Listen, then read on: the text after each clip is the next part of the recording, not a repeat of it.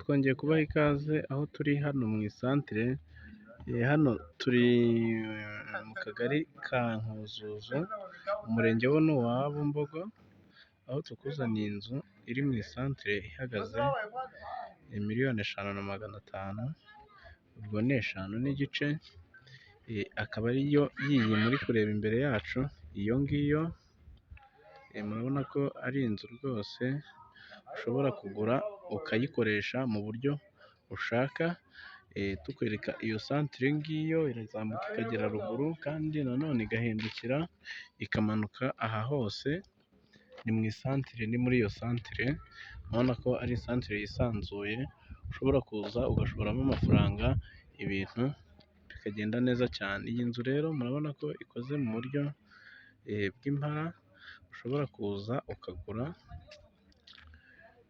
ukayikoresha mu buryo bujyanye n'ubucuruzi, ikaba ifite pariseri igaruka inyuma, ijya imbere inyuma mu gikari hakaba harimo andi mazu yifashishwa mu bundi buryo bugiye butandukanye.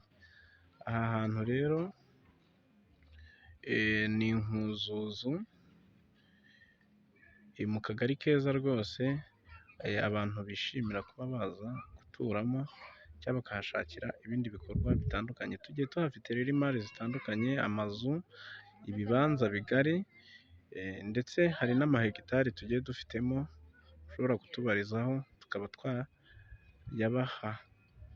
Aha hantu rero ntihagucike, hahagaze $500,000, hakaba hari mu buso bugera kuri 400, murumva ko ari hanini, pariseri igaruka inyuma, ntihabacike. Nomero zo ni za zindi murazibona hasi muri description. Murakoze kandi turabashimiye, mugire ibihe byiza.